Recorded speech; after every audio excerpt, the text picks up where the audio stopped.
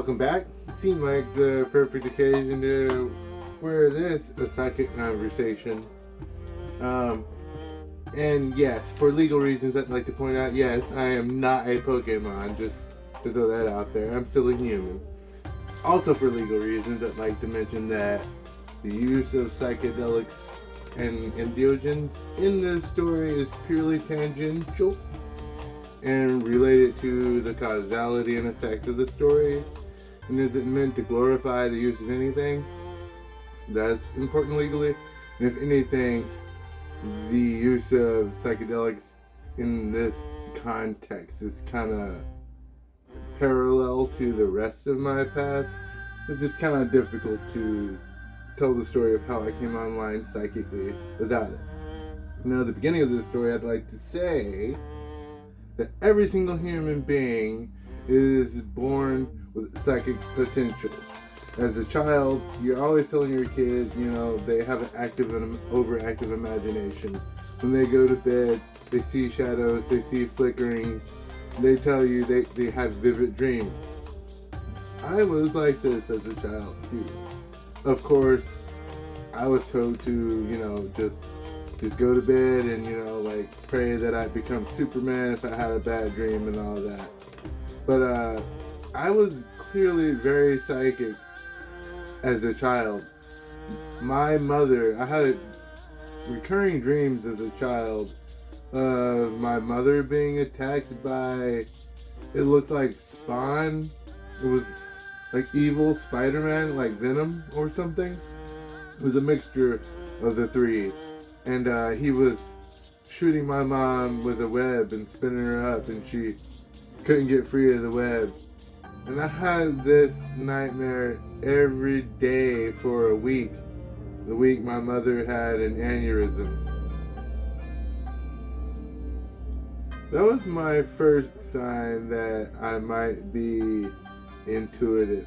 But I was also extremely super Christian at that time. So anything that felt like psychic energy, psychic powers, anything like that, I shut that down quite immediately because I was afraid I would go to hell if I had any of these kind of, because in the Bible it says, anything related to witchcraft, you're an abomination, and it says to burn you and all that fun stuff. So obviously when I remember the first time I realized I was having a psychic vision, I was playing Pilot Wings 64. My friend brought it over to my house, and I literally had a dream about this like the night before. And it was a dream it was a video game I had never played before. And so when he brought the game over, and it wasn't like deja vu, the deja vu where you're disoriented and you think you might know what's going on. No. I legitimately had a dream about skydiving on a video game and parachuting to a target. And then the very next day, my friend comes over and he plays the game. He shows me a game with that theme. That was the first time I had a psychic inkling and realized that's what it was, because obviously when those dreams happened, I was too young to be like, oh, I'm psychic. It was just a weird kind of coincidence to me at the time. When I first had the actual psychic vision, though, I was, like I said, terrified that I was going to hell. So I suppressed that. Once I got into witchcraft, not necessarily witchcraft, but studying paganism and really diving into those psychic gifts, or understanding the ideas of the Hermetic principle of magic and qi, as it's called in Chinese, qi, different modalities of energy moving, manifestation, prayer, all these. Once I kind of started to realize all these things were interconnected, it kind of made me realize, okay, wait a minute, I've always kind of had these visions my whole life. And as I've said in previous videos, I've always felt very drawn to shamanic paths. I've always been I'm very sensitive to spirit in general, like gods and goddesses. Like I could literally feel Jesus. It wasn't something that I wondered if. I literally could feel these energies as a child. I could feel the moon. It wasn't just, ooh, pretty. And as I started to study different religions and mainly paganism and the idea of psychic gifts, I started to understand that I had some of this in the past, but it hadn't really come online. And when I first did psychedelics, that was the first time in my life, other than the time when I was a child, and the small things I can, kind of glimpse, that I had what I would describe as any kind of psychic experience. And I have done psychedelics for at least 20 years. I've kind of developed, like my whole path is devoted to it. Although I don't like to mention it on my channel because I would like my channel to eventually be monetized. It is basically the backbone of my spiritual path, shamanism and mysticism. Although I have all this experience with the psychedelics and the understanding of psychic phenomenon from the pagan lens, I still don't feel like I was sensitive. I didn't feel like I was psychic. I even read tarot cards, and the way I even got into tarot cards was, and I'm getting to the ultimate point of whatever that was. And it's very hard to talk about psychic phenomena, but I was always drawn to playing cards, and I'd like to play with playing cards, and I collected playing cards. And that's what drew me to tarot, realizing I was drawn to the cards in some weird way. And recently, I had a mystical experience, and yes, it was on psychedelics, but I feel like it was more so directly in relation to so many things happening at once. I have, as I've mentioned in previous videos, been in isolation for the last 4 years, and I've not just done nothing in this time. I've deeply worked on myself.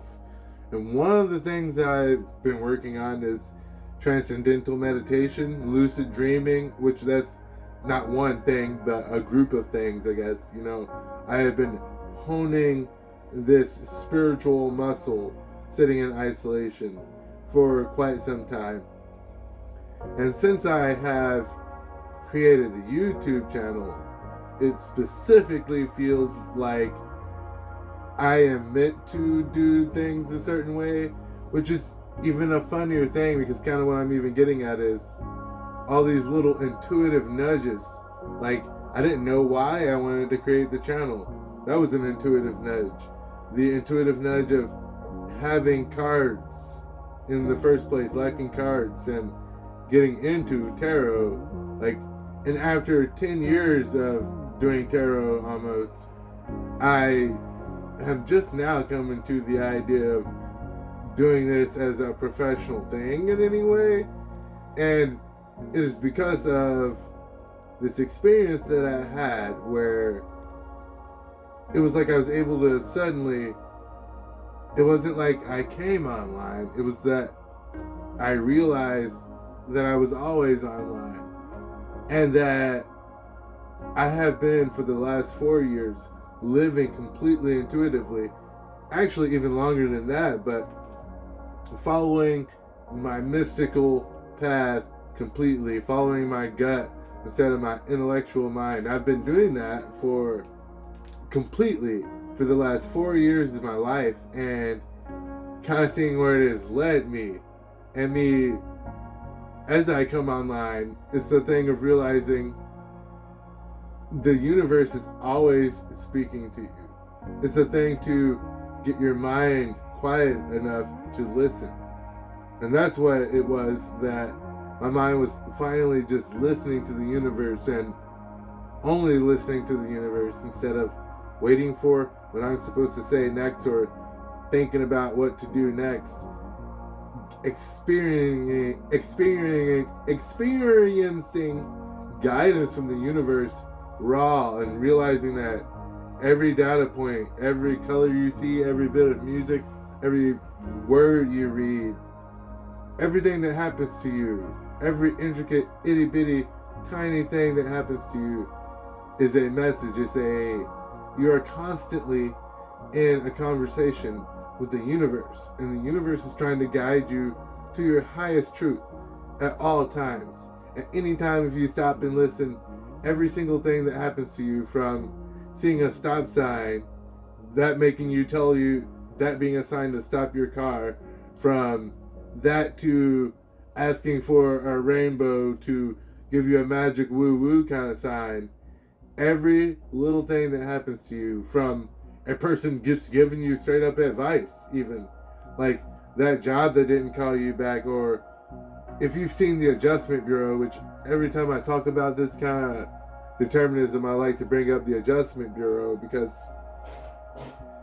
in the Adjustment Bureau, the idea is that there are these entities that are essentially angels, and they force you to stay on the path that you're destined to be on. And in the beginning of the movie, the guy falls off the path and he gets on a bus he wasn't supposed to get on. And when they first meet him, he's like, look, bro, you were supposed to spill your coffee at 9:26. And the guy's like, whoa. I was supposed to spill my coffee? And that's how intricate it is. It's like, if you're trying to get out the door at 9:55, but you can't find your keys until 9:57. You have maybe avoided being in a car accident by doing that. You know, like, if you spill your coffee at 9:55, like, now I gotta go get a new change of clothes. That completely changes your destiny, you know. And in such a way, if you quiet your mind and listen, like, you walk out the door, there's a billion signs to interpret to tell you which way to go. Whether that's a stop sign, or a leaf that falls on the ground, or an intuitive hit in your stomach to, like, maybe I shouldn't take this phone call. Like, every single thing that happens to you, every single feeling from the inside and the outside, is the universe communicating to you in such a way. And I feel like autism really, really helps me, like, kind of like in the way that some people think that I can't stay on topic. Although this is very on topic, all this stuff. I feel like autism makes me a little more sensitive than normal people. And if you would, you know, like, there's studies on this. If you look up the telepathy tapes, they've done specific studies on nonverbal autistic children with telepathy and such. And it really is a thing. Maybe the thing of being overwhelmed by sensory, the reason we are overwhelmed by sensory could be that we process so much information, you know. So, like, when it comes to the idea that I'm telling you of quiet your mind so that you can read the universe in such a way, it may come more naturally to me than it does. Although, like I said, it took me 36 years of practicing to think or realize or understand that I was psychic. Even though it's something that, you know, is ingrained in every person. So, like, it may not be that obvious, and it may be more difficult to quiet your mind. But I assure you, you can do it, because quieting my mind was the most difficult thing I've ever done. But yeah, thank you. This is how I became YouTube. And as always, guys, stay mindful. And I love you. Thanks for watching.